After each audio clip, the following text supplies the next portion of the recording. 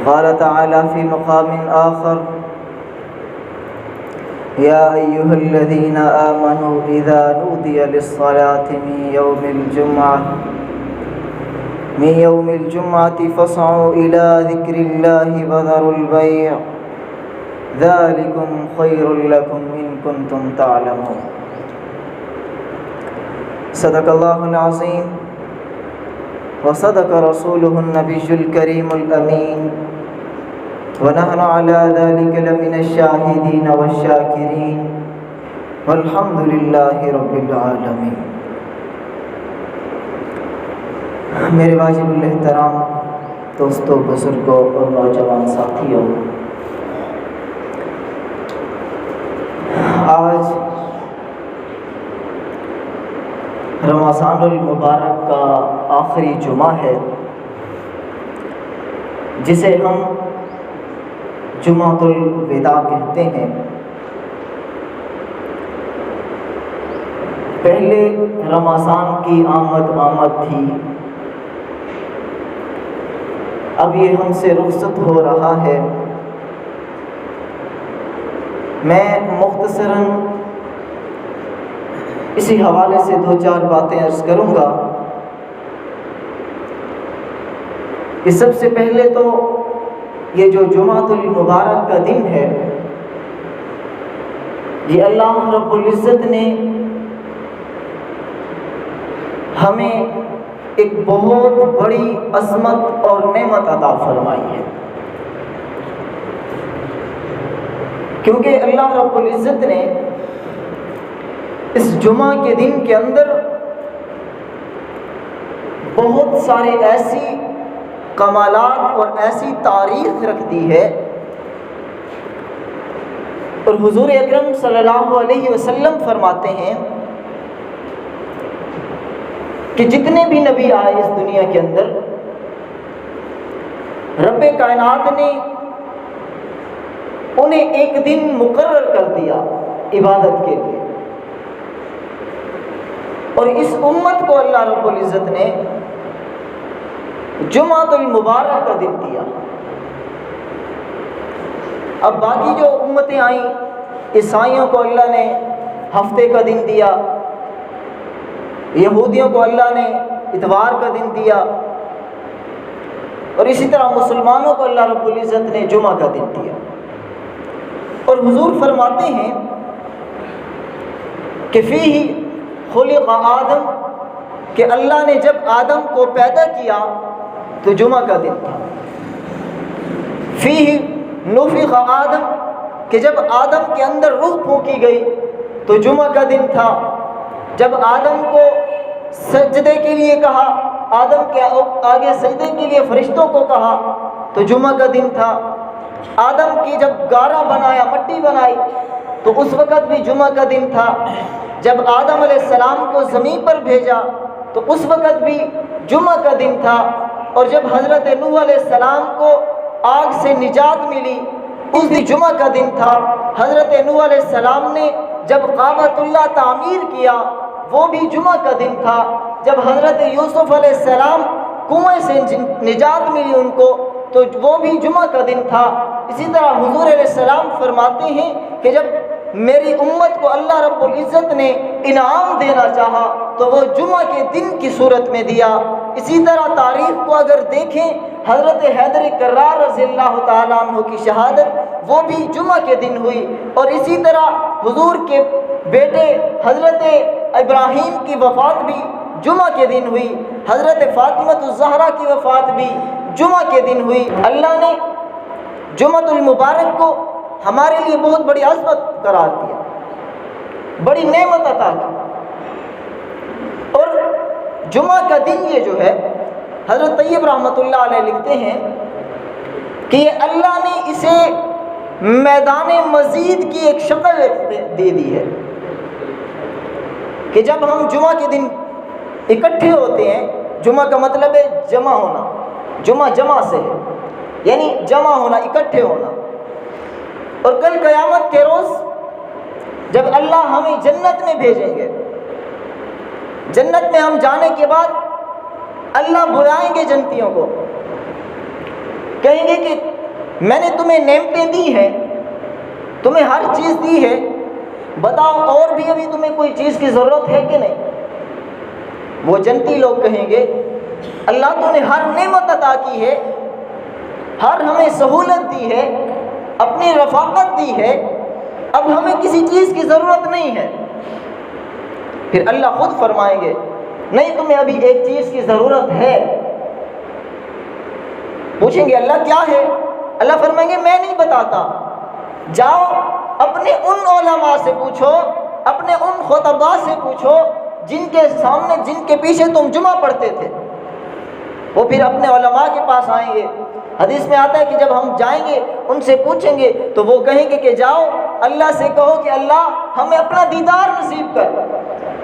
پھر یہ جنتی لوگ جائیں گے اللہ کی دربار میں، اللہ سے کہیں گے اللہ ہم سجدے میں جا کر سبحان ربی الاعلیٰ کہا کرتے تھے، بن دیکھے کہا کرتے تھے، بن دیکھے سبحان ربی العظیم کہا کرتے تھے، بن دیکھے تجھے سجدے کیا کرتے تھے، بن دیکھے تیری راہ میں شہید ہوتے تھے، بن دیکھے تیری راہ میں خرچ کیا کرتے تھے، مال دیا کرتے تھے، تجھے پکارا کرتے تھے، راتوں کو جاگا کرتے تھے۔ اللہ ہمیں اس کے بدلے میں اپنا دیدار تو نصیب کر، اپنا دیدار ہمیں کرا۔ پھر اللہ رب العزت میدان مزید کے اندر، جنت میں ایک میدان ہے، وہاں پر نور کی کرسیاں بچھائیں گے، تخت ہوں گے۔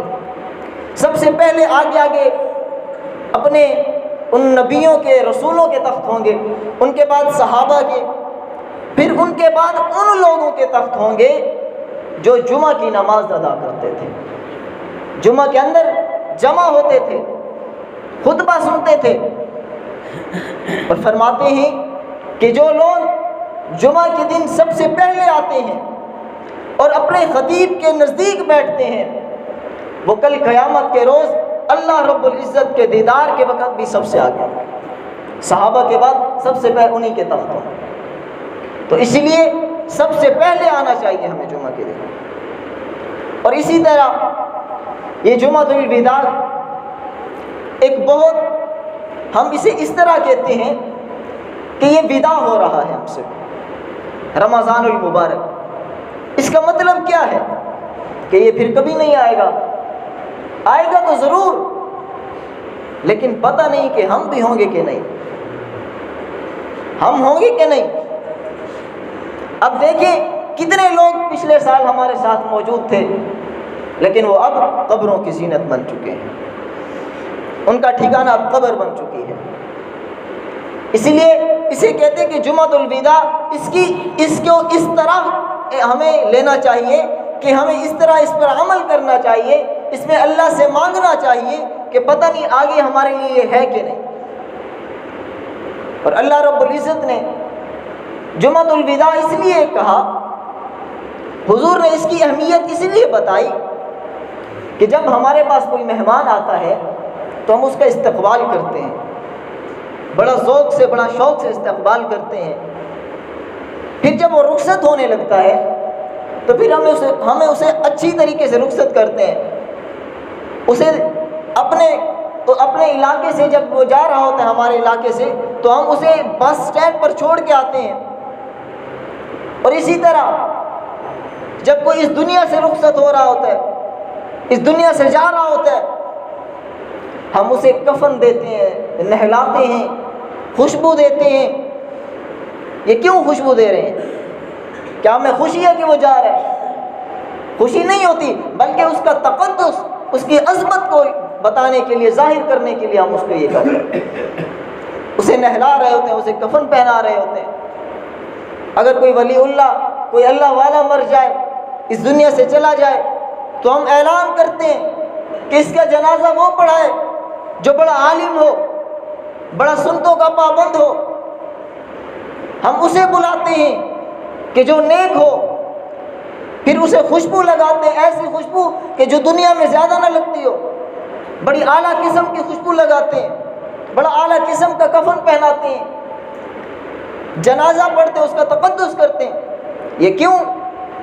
یہ الوداع ہو رہا ہے، ہم سے جدا ہو رہا ہے۔ جب یہ ہمارے پاس تھا، آتا تھا تو اس کا ہم استقبال کرتے تھے، اب یہ جا رہے، اس کے تقدس کے لیے ہم اس کے الوداع کہہ رہے ہیں۔ اور الوداع کرتے وقت ایک دو کیفیتیں ہوتی ہیں. ایک تو ہم یہ تقدس ظاہر کر رہے ہوتے ہیں، اس کی عظمت بتا رہے ہوتے ہیں، لیکن جب ہم اسے چھوڑ کے آتے ہیں تو ہماری آنکھوں میں آنسو ہوتے ہیں. یہ آنسو کیوں ہیں؟ کیونکہ وہ جدا ہو رہے ہیں ہم سے، پھر وہ ہمیں نہیں ملے گا. اسی طرح جب ہم اپنی بیٹی کو رخصت کرتے ہیں تو باپ کی یہ کوشش ہوتی ہے کہ جب میں اپنی بیٹی کو، اپنے جگر کے ٹکڑے کو بھیجوں تو اسے اچھے سے اچھا مال دے کر بھیجوں، اچھے سے اچھا جہیز لے کر دوں، تاکہ جب وہ جائے اسے پتہ چلے کہ میرے والدین میرے ماں باپ مجھ سے کتنی محبت کرتے ہیں، میرا کتنا احترام کرتے ہیں.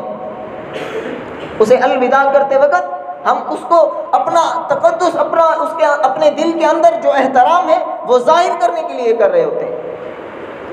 اسی طرح یہ رمضان المبارک جب ہم سے جا رہا ہے، الوداع ہو رہا ہے، تو ہمیں بھی اس کے تقدس کے لیے اللہ رب العزت سے گڑ گڑانا چاہیے، تاکہ ہمیں لوگوں کو بھی پتہ چلے اللہ رب العزت ہمارے اس تقدس کو ظاہر کرنے کے لیے، اس ظاہر کی وجہ سے اللہ ہمیں بخش دے، اللہ ہماری دنیا بھی بنا دے، آخرت بھی بنا دے.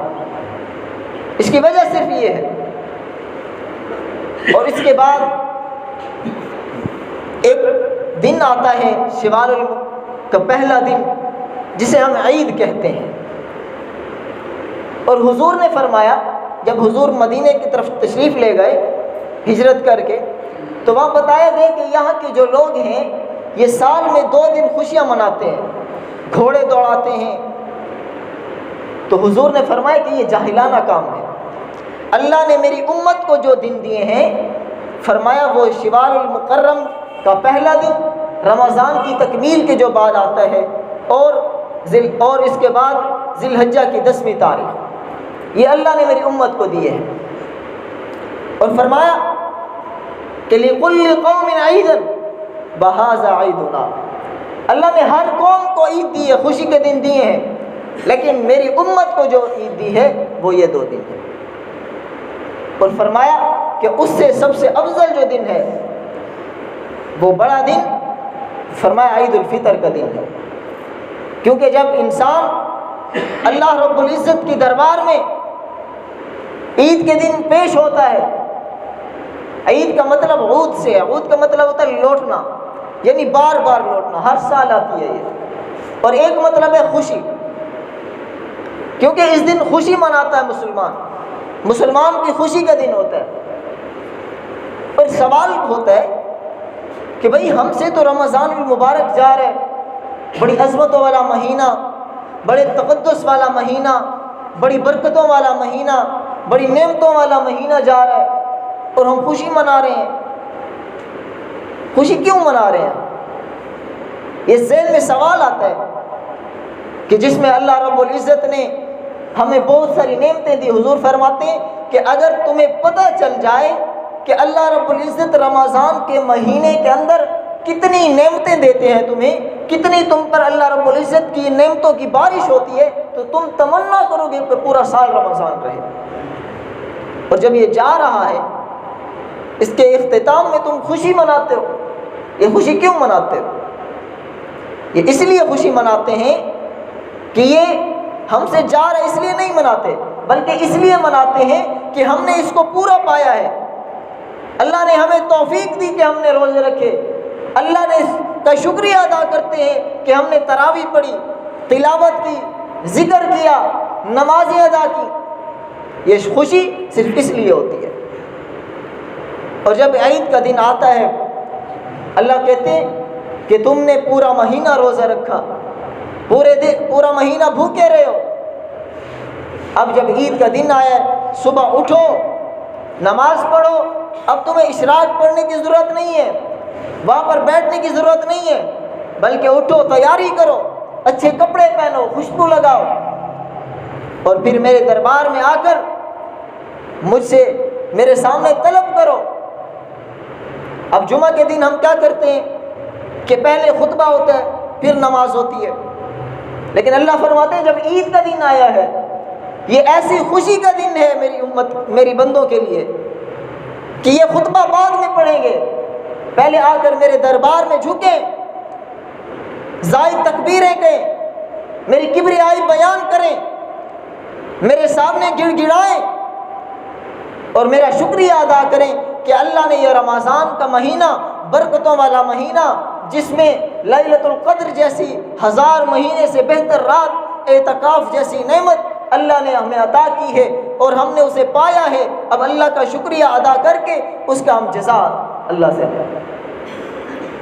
حضرت عبد القادر جیلانی رحمۃ اللہ علیہ لکھتے ہیں کہ یہ جو عید کے دن ہم جمع ہوتے ہیں ایک کھلے میدان کے اندر، یہ روز قیامت کا ایک منظر پیش کر رہا ہوتا ہے، یہ اس کا ایک عکس ہوتا ہے کہ جیسے رمضان میں روز قیامت ہم اللہ رب العزت کے دربار میں پیش ہوں گے، روز محشر ہم جب جمع ہوں گے تو وہاں پر سزا جزا ہوگی، اللہ نیکیوں کو بدلہ، نیک لوگوں کو نیکی کا بدلہ دیں گے اور جو گناہ گار ہوں گے اس کا بدلہ دیں گے۔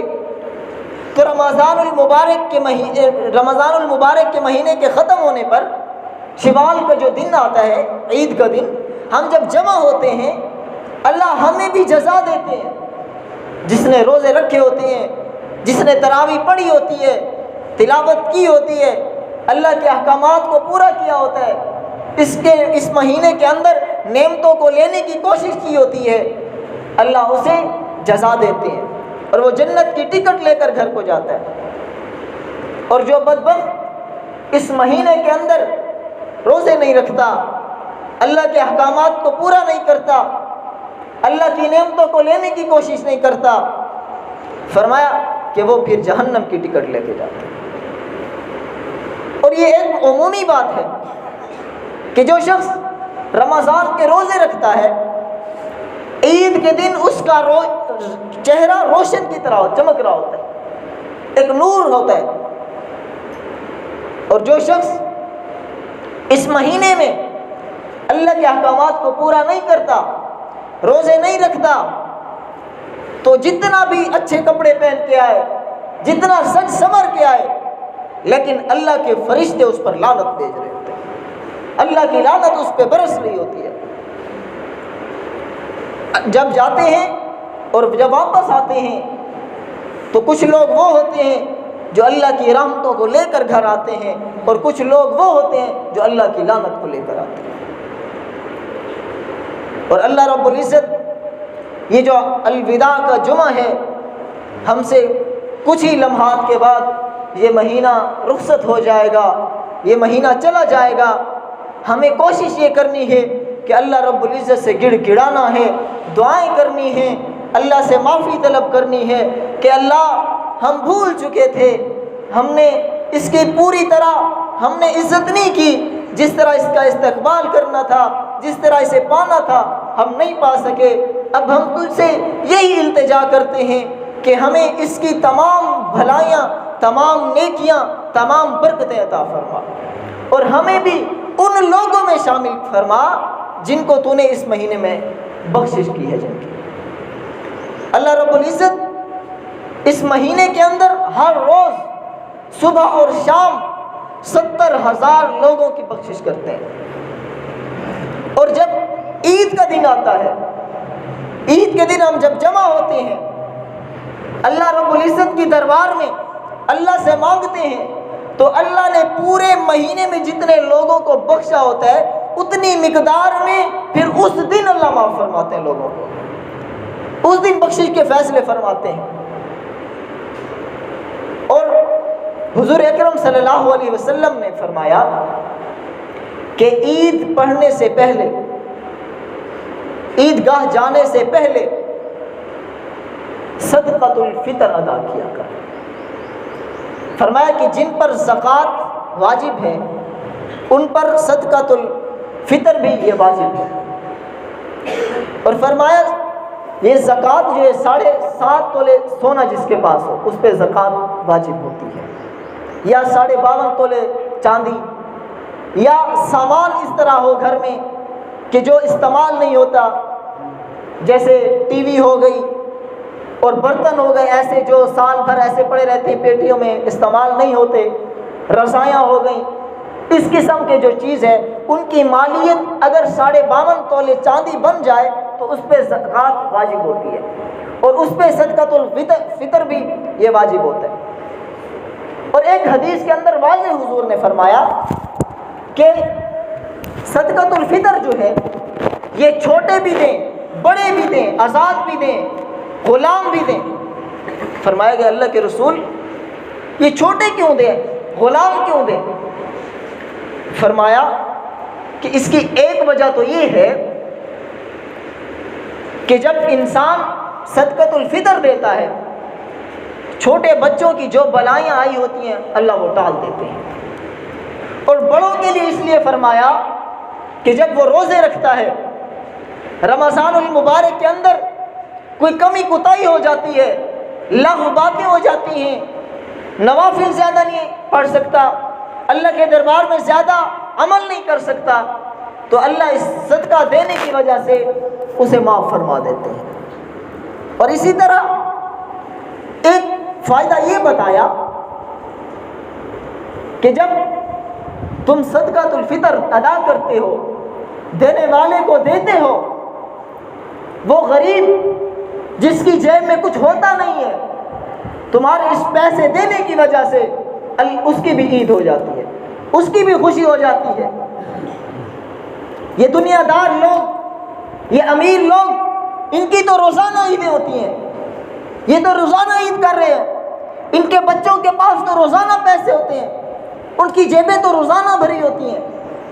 یہ عید دراصل یہ غریبوں کی عید ہوتی ہے، غربا کی عید ہوتی ہے، غربا اس میں عید کرتے ہیں، خوشی کرتے ہیں۔ اور فرمایا کہ اس دن کے اندر خاص کر یتیموں کو زیادہ دیا کرو۔ ایک دن حضور علیہ الصلوۃ والسلام عید کے لیے تشریف لے جا رہے تھے، حسن و حسین کو کندھوں پہ بٹھایا ہوا تھا۔ جب عیدگاہ کے قریب پہنچے تو وہ بچے کھیل رہے تھے کچھ۔ حضور نے جب دیکھا قریب ایک بچہ بیٹھا ہے جو رو رہا ہے، مایوس بیٹھے، حضور اس کے قریب گئے، فرمایا بچہ کیا ہوا ہے؟ سارے بچے کھیل رہے ہیں، خوشی منا رہے ہیں، تم غمگین بیٹھے ہو۔ حضور نے 3 مرتبہ کہا، بچے نے جواب نہیں دیا۔ حضور نے جب اپنی رحمت والا ہاتھ اس کے سر پر رکھا تو وہ بچہ پھوٹ پھوٹ کر رونے لگا۔ فرمایا حضور میرے والد کا انتقال ہو گیا ہے، میری ماں نہیں ہے، میں یتیم ہوں، اس دنیا کے اندر میرا کوئی نہیں ہے جو مجھے کپڑے لا کر دے، جو میری خیر خواہی کرے، جو میرے سر پہ ہاتھ رکھے۔ حضور رونے لگے، حسن و حسین کو نیچے اتارا، اس بچے کو اٹھایا، گھر لے گئے۔ اما عائشہ کو کہا، عائشہ تو اللہ سے دعائیں کرتی ہے نا، تو روتی ہے کہ اللہ مجھے اولاد دے، دیکھ میں تیرے لیے اللہ سے ایک بیٹا لے کر آیا ہوں، ایک بچہ لے کر آیا ہوں۔ حضور فرماتے ہیں عائشہ جاؤ پانی لے کر آؤ، میں اسے خود اپنے ہاتھوں سے نہلاؤں گا۔ حضور نے خود اسے نہلایا، صحابہ انتظار میں حضور آئے عید پڑھائیں، لیکن حضور نے فرمایا کہ جب تک اس یتیم بچے کی عید نہیں ہوگی میں محمد کی عید بھی نہیں ہوگی۔ اور حضور نے اسے نہلا کے اسے پوچھا کہ بیٹا جب پہلے تو عید کے لیے جاتا تھا تو تیرا باپ تجھے کس طرح لے کے جاتا تھا؟ کہا حضور مجھے کندھوں پہ بٹھا کے لے کر جاتا تھا۔ حضور نے اسے کندھوں پہ اٹھایا، پھر لے کر گئے، ان بچوں میں چھوڑا، کہا جاؤ اب کھیلو۔ جب وہ بچہ کھیلنے لگا پھر حضور جا گئے اور عید پڑھائی۔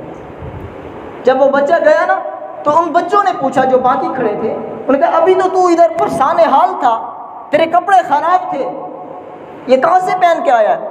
وہ بچہ کہنے لگا کہ مجھے مبارکباد دو کہ میرا ابا محمد مصطفیٰ ہے اور میری اماں عائشہ ہے۔ تو وہ بچے چیخے مار مار کر رونے لگے کہ کاش ہم بھی آج یتیم ہوتے، ہمارا ابا محمد مصطفیٰ ہوتا، ہماری اماں عائشہ ہوتی۔ تو اسی لیے صدقۃ الفطر کو اس کو ضروری لازم سمجھو، ان مستحقان تک پہنچاؤ تاکہ ان کی بھی عید ہو، ان کی بھی خوشی ہو، اور اپنے بچوں کو ان کے سامنے پیار نہ کرو، کہ اگر تم نے ان کے سامنے پیار کیا، ان کے دل سے آہ نکل گئی، انہوں نے دیکھا کہ ہمارا ابا ہوتا، ہمارے والدین ہوتے تو وہ ہمیں بھی پیار کرتے، اگر ان کی یہ آہ نکل گئی تو فرمایا اللہ رب العزت دیکھ رہے، اس کی لاٹھی بے آواز ہے، اگر اس نے تمہارا جنازہ اٹھا کر تمہارے بچے کو یتیم کر دیا تو وہ پھر تمہارے بچے بھی ان کی طرح یتیم ہو جائیں گے۔ اس لیے ان کے سامنے اپنے بچے کو پیار تک نہ کرو، ان کے سامنے اپنے بچے کو ایسی چیز نہ لے کر دو جو ان کے پاس نہ ہو۔ اسی لیے ان غرباء کا بھی خیال رکھو۔ اللہ رب العزت سے دعا ہے کہ اللہ رب العزت اس پر عمل کرنے کی توفیق عطا فرمائے۔ اقول قولی ھذا وما علینا۔